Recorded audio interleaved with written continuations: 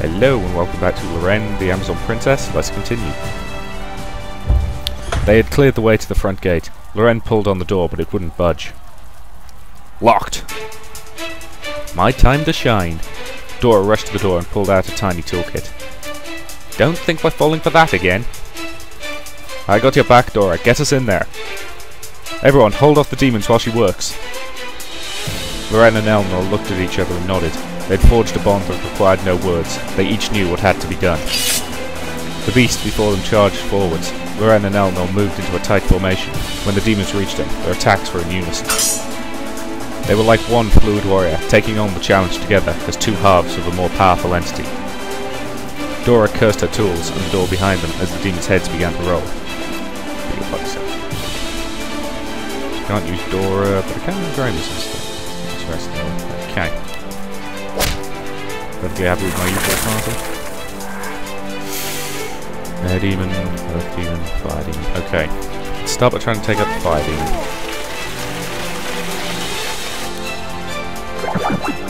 Water strike. Where's it at? Okay, hit him with Blizzard 1 because that's going to be fatal. Strike. Prepare yourself. He's darn close to being down. Loren will focus on that one. And Gookie take him out. Earth demon, so it's vulnerable to air. And on the inside. Stand to attack. Hit with the bees. Tornado. And kill. Fabulous, pretty easy fight there. Loren's sword glowed brighter with every hit, and she suddenly staggered. What's wrong? The magic of the sword is growing too much for me to handle. The blade was almost too bright to look at directly. Loren had to drop her other sword to grasp it with both hands, just to remain in control of it. The encroaching demons hesitated, seeing the sword in her hands. Loren raised the ember blade above her head, and the light surged through her. Eleanor almost dropped her own sword watching her. The demons screeched and started to flee one by one, but a few dared to continue forward. Swiftly, Loren brought the blade down and cut the empty air. The blade sang. It created a shockwave that jetted towards every demon ahead of her. They all died on contact. Loren! A click from behind startled them. All done. I told you I was good at locks.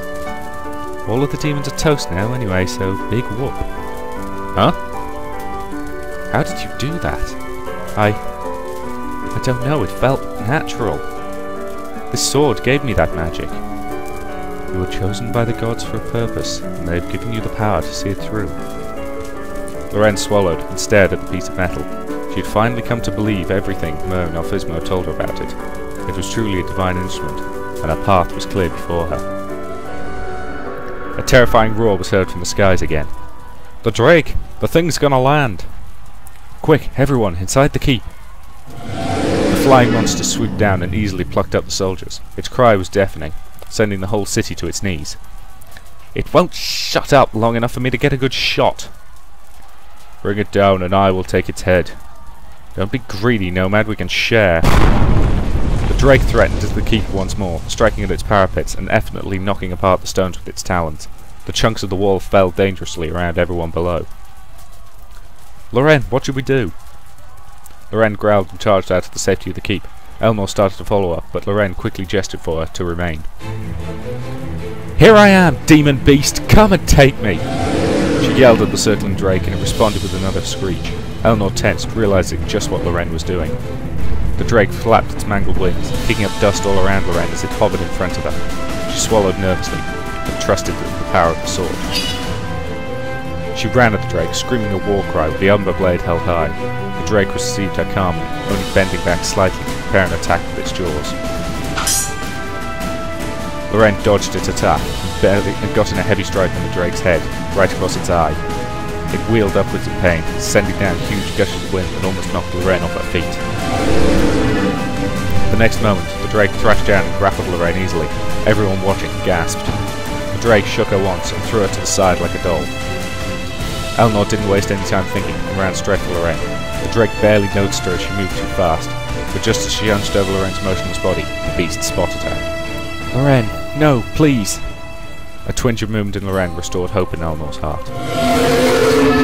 But the joy was short-lived as the giant Drake attacked her from behind. She was too focused on Loren to even protect herself. The beast snapped at her with his fangs and managed to tear her flesh. Elnor cried in pain. Arrows pelted the side of the Drake, pulling its attention away, but the damage was done. Elnor slammed to the ground, shuddering with pain. To her side, she could see Loren through squinted eyes. Loren looked back at her. Her hand clawed at the dirt and her teeth clenched, but her limbs still would not obey her. She wanted to rise and slay the Drake even more than before. They both stared at each other, wondering how they both ended up here, together, powerless, bleeding dry. Elnor had come to Loren's rescue without any thought of her own survival, and even then, her heart wasn't beating wildly against her death, but against Loren's death. Through the dirt and gravel, Elnor stretched out her arm towards Loren as best she could. To her surprise, Loren did the same. She slid her arm over and covered her hand with difficulty. Their hands cradled and their fingers interlocked. Then they found the strength to squeeze their palms together, and harder still. Soon their hands were so tightly grasping each other that there was no doubt in their minds that they now had the strength to stand and fight back. And they did just that. They rose together, finding their footing in the middle of the chaos, giving each other strength with only their looks. They only let go of each other to find their weapons and charged back at the beast together, as they always should have been. Watch out for its fire breath! Shield yourselves! Just as Alphysmo said, the Drake blew heavy streams of flames from its nostrils and into the path of the party. They all stopped, just barely dodging the attack. Whoa! Careful! We have to save Loren and Elnor. The Drake is in the way. The Drake whipped around, swinging its tail aggressively. Boss fight giant Drake. Cool. You're part of the full proceeding. Okay, so we're down. Everybody's regen, so that's good.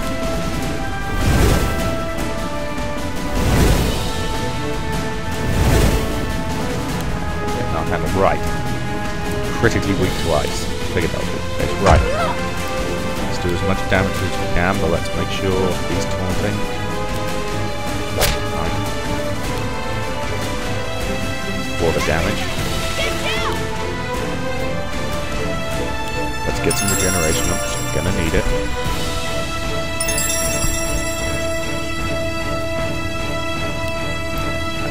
Lizard Mark 1. Try this on for size.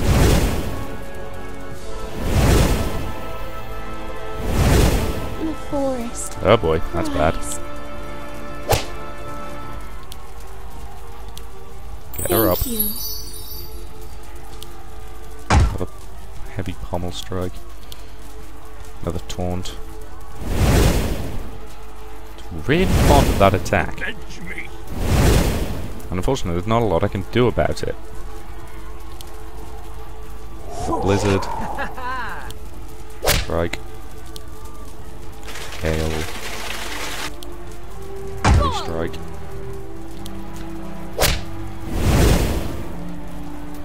Enough with the Inferno attacks. The forest cries. Okay, but it's gone. Managed to knock down a couple of my mages, but as long as Draco stayed standing... Plate leggings of legends. Cool. Drake gave one last screech before it spiraled downwards into a bloody heap. Everyone watching could not believe the sight they had just seen. The soldiers cheered with relief. The mighty dwarven keep was now theirs. Took back hammer hands, excellent. Got lots of XP for it. So should I get Inferno once? Who's got a... Yes, probably ought to. I'm going to put some points in strength, because I'm assuming that also ups his HP, does it? Yep. 5 HP for every point in strength. Good. So I'll do that because you could use it. Give you toughness rank 3. Use 1 points in skill. Let's get you. Oh, I already have that. So let's get in. Fatality 2. Finish. That. Level up. will. Strength. Let's also get used more points in strength. Need a little bit more HP. But you just getting annihilated all the time. Right. Okay. The remaining demons were killed or escaped back into the Everburn Mountains to be killed another day. The corpses were piled and burned. It had been a battle to get to that foothold of a city, but it was critical to their success. Furthermore, the dwarves of Hammerhands had their city been made safe once again. They joined the Grand Army to fight for Loren, strengthening them considerably. On the backs of griffins, Queen Karen and Brazier returned. Karen spoke of a fierce battle in the Amazon capital that took the lives of many kin. It was a very sombre moment while Loren listened to the names of her subjects listed. But the citadel was saved, and that was the most important thing. Later, Alphysmo called for a private meeting with Loren, Karen, and Eleanor. Eleanor stood next to Loren, waiting for Alphysmo to speak, but the old wizard was quiet and reluctant to say what he had called for them to hear. Princess Loren, Queen Karen, Eleanor. You know that I and others had already fought Faust in the past. I wish to share with you now all that I have learned from that time. You haven't told us everything yet? No. Some of it was too painful to remember. Eleanor wondered if he was speaking of his lost child. But now is the time to know, because we are so near. Tell us, wizard, we are listening. As you know, Faust is the spirit of a long-dead warrior inhabiting his old suit of armour. However, he is not a typical demon, nor simply undead or even a whisper of a ghost.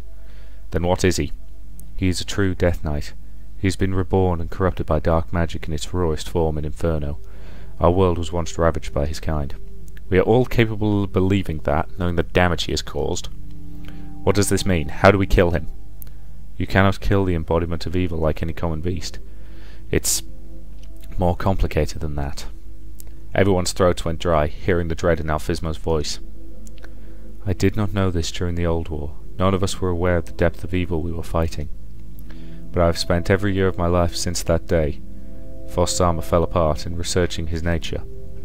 Everything I have learned has led me to believe that when anything dies, a rift to the underrealm is opened, and that is where our souls go. The stories about life after death, are they true? I do not believe what lies in the underrealm can be called life. It is the realm of non-existence, and we need Faust to reside there, permanently. Underrealm? No, there is Inferno and there is Elysium. Those are the only two places one could go upon death. Nothing in my research can account for their existence. It may in fact be a frame of mind that you can achieve, I am not sure. Hold on, are you saying that Faust didn't truly die when you killed him back in the Old War? No. Rejoining the pieces of his armour would reanimate him, so his spirit was very much alive, willing to wait, however, as long as it took until the pieces met again. It's true he was removed from our realm, but his soul was still unbound from death. We must find where his true spirit is hiding, and eject him to the underrealm where he belongs. I will do whatever it takes. He cannot terrorize the world ever again. Mer will find his location with her divination, and we will crush him. It is not so simple. Mer's divination can only search this realm, and it is likely Faust is hiding away from our realm. All this talk of realms! I have studied the theory of realms for many years, but there are still only theories true. I choose to believe them because they are the only explanation for Faust remaining alive after all this time. And the most important discovery of the theory of realms has already been proven in the last war. My daughter discovered it fighting a champion Death Knight to Faust. What discovery was it? Death itself is the gateway to the underrealm. Faust has escaped death, so he is incapable of dying. The door to his death has been permanently closed. To send him to the underrealm, we would first need a gateway. The group was quiet when he finished speaking. The silence allowed them to make the unfortunate connection. You are saying someone must die? Eleanor went rigid. Everyone did. A sacrifice? Yes. Who? It cannot be merely anyone. I wish it were that easy, but the task required of the martyr is too great. It requires someone with great skill and timing, and someone who possesses enough greatness to create a rift in their death large enough for a Death Knight, and for themselves. They could each hear the army celebrating in the city through the windows, and not a sound was made within that room. Eleanor looked at Loren and her queen. Both of their expressions were as grave as the news they had just heard. These were the two greatest people she knew. One of them was going to die, and willingly. Elnor's heart wrenched. I will do it. They whipped around to face her. Eleanor! I know that I'm not as great as you or the Queen, but it is because you are that great that you must live. Avalon needs great rulers, but it doesn't need me anymore. I want to make this my duty. Absolutely not! I will not let you do it instead. Loren looked horrified. You do not need to decide now, but all of you need to be prepared just in case. We cannot rest all of our hopes on just one person, so all three of you should prepare yourselves. They gave up arguing who would sacrifice themselves, as they all agreed to be nominated together. Which one of them who would pay the highest price was yet to be determined. It may be best for all of us if this is kept private. It would cause chaos among their comrades if they knew what had to be done. Loren knew that everyone would attempt to sacrifice themselves, just as Eleanor had done. She had already made up her mind to become a martyr, but unfortunately, so had Eleanor and her mother. The door opened and Mer entered the room. She immediately picked up on the tension and looked around warily. I'm sorry, but I think it is time to start our divination, Archwizard. Yes, I will accompany you. Mer and Alphysmo left the room quietly. The three of them stood in silence with each other for a moment. Loren broke away first, briskly leaving. Karen gave Eleanor a compassionate, yet pleading look, then followed suit. Eleanor. Terribly sorry. Eleanor looked through the windows to the volcano just outside the city. In those mountains lay her fate. As a slave she had never thought she could give the world anything, and she never once desired to. But now there was only one thing she was sure of. Eleanor was going to lay down her life for Avalon. For Loren.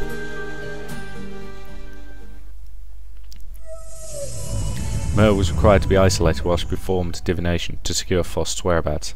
Alphysmo used his power to strengthen hers, giving her all that she needed. The process was expected to take days, and the army needed that time to recuperate, and for Loren, Karen and Eleanor to mentally prepare themselves for what might await them in Everburn. After much soul-searching, the entire party was prepared to face the trials ahead of them. Mer returned from her divination with Alphysmo. She revealed that Faust had a secret lair underneath his castle, which was crucial information. Loren arranged for the army to mobilize in the morning. They had but one more day to train, and one more night to rest, and then it would all be over. Make way for the caravan! A long string of wagons rolled into Hammerhands, laden with crates, barrels, and heavily armoured men. What are these wagons doing here? The city has been evacuated. We know that, and we know about the war going on. We're not stupid. So we wanted to help out. The other merchants and I got together our best supplies and we want to offer them to you. That's great, thank you. For a price, of course. Of course. Let's see, mercenaries. Have you men come to fight? We might have. Might. We're not going to risk our lives for nothing, you know. They grinned, showing that they were true blades for hire. Yeah, let's do with some mercenaries. I will pay you your dirty fee, but only because coin will be useless if we fail this next battle. Take it with my resentment. Gold is gold, lady. We are now under your command. We'll try to behave. Loren ignored their seediness, knowing that the war in Everburn was worthy at any cost, and needed the help of any hands, even those of bandits. Let's have a look at the shop. I could have sworn I equipped that. Let's sell the gems. Have they got anything I really want? Okay. Any blade that's worthwhile for Loren? No. Nope. Nope. Okay. Nope. Nope. Yeah. Slightly better, but not notably. Ring of Courage. Ring of Offense. Ooh, that could be useful to Eleanor to boost her already ridiculous strength. Sorry, not Eleanor, Loren. Plate leggings, Mantis.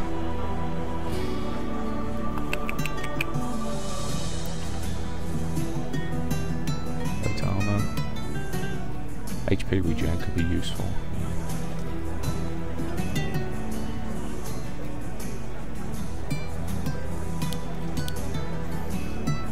Potion of medium haste, potion of confusion. Nothing really grabbing me here, I don't think.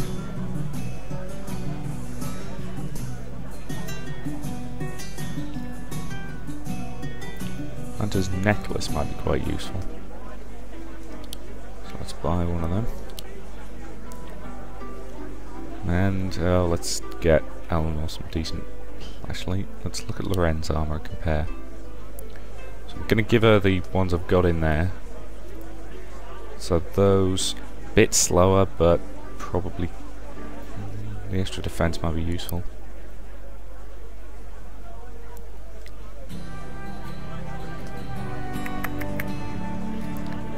Now Loren does enough damage on her own, I think, without needing extra plate, but Amakuki and his tanking abilities could probably do with some stronger defense and some HP regen. I don't particularly care if he's a bit sluggish.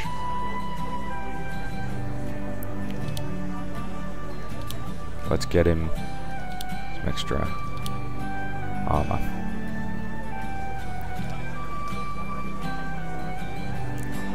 Let's open the inventory. Let's give him the Death Knight helm. Let's give him plate leggings of Legends, which is pretty damn good. Let's give him these excellent gauntlets. Okay, let's give him those. And then let's go to Loren. Give her those, because a little slower, but lots of resistance and immunities, which is good. Jewel's necklace. I wanted to give Eleanor the Hunter's necklace. And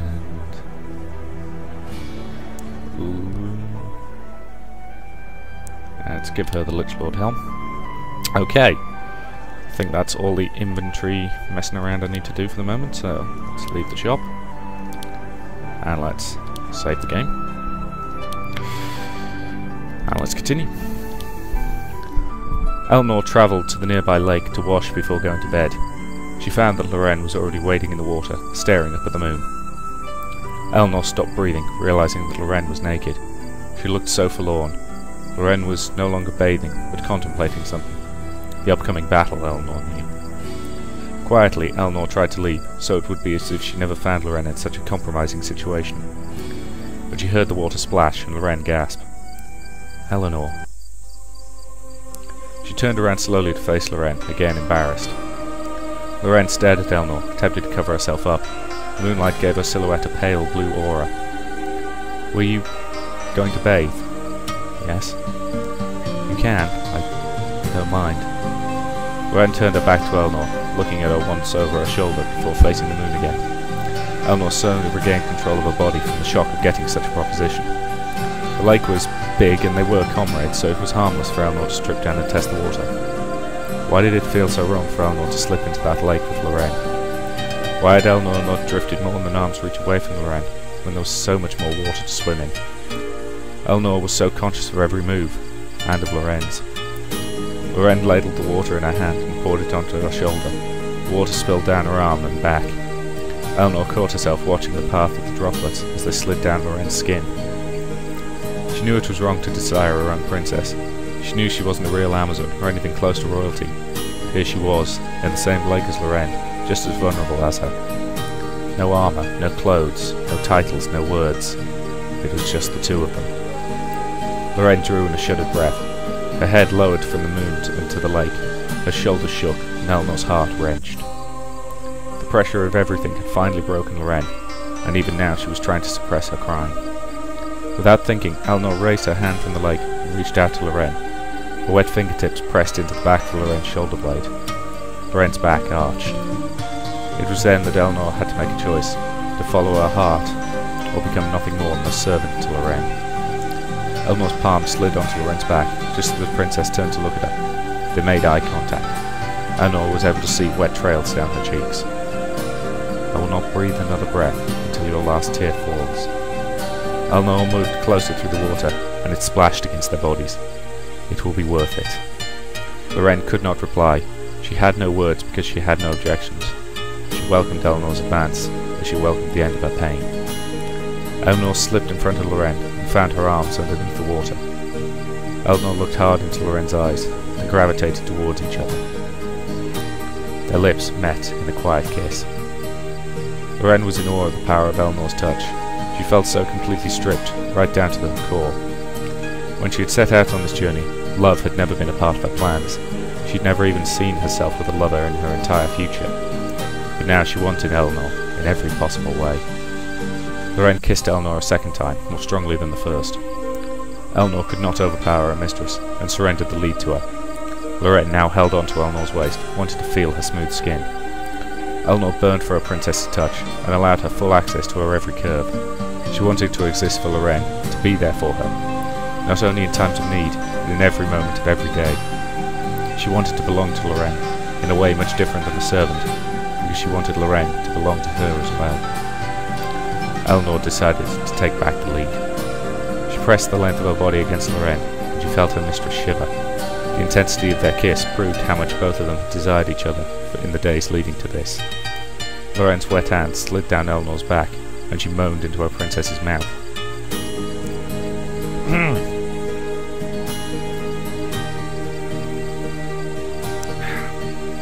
That's a really nice image, actually. I do like the artistic style of this game, I should mention that. They were eventually soaked and drying on the shore of the lake, staring at each other under the moonlight. Loren was smiling then, in a place so far away from where she was earlier that night. Eleanor had dragged her from a dark place so easily. Loren wanted such a person in her life permanently. Eleanor wanted Loren to simply have a life to begin with. She feared what would come in the final battle, and she was tempting tears herself. They kept each other anchored as they fell asleep in the grass by the lake. Yay. Incidentally, about half the achievements for this game seem to be romance-based achievements. So I suspect I'm going to have to play this game a lot if I want full completion. The time had come. War drums sounded in the morning. Loved ones kissed the soldiers goodbye or traded longing looks across the formation, ready to end the war so that they could give each other a better tomorrow. In the morning, the armies assembled and were given march orders. The Grand Army was to march right into Everburn to conquer the day. It was up to Princess Loren to lead her army against the evil forces. She had to give instructions to each army, knowing that each one had their limits, and if they could not succeed, she would have to intervene.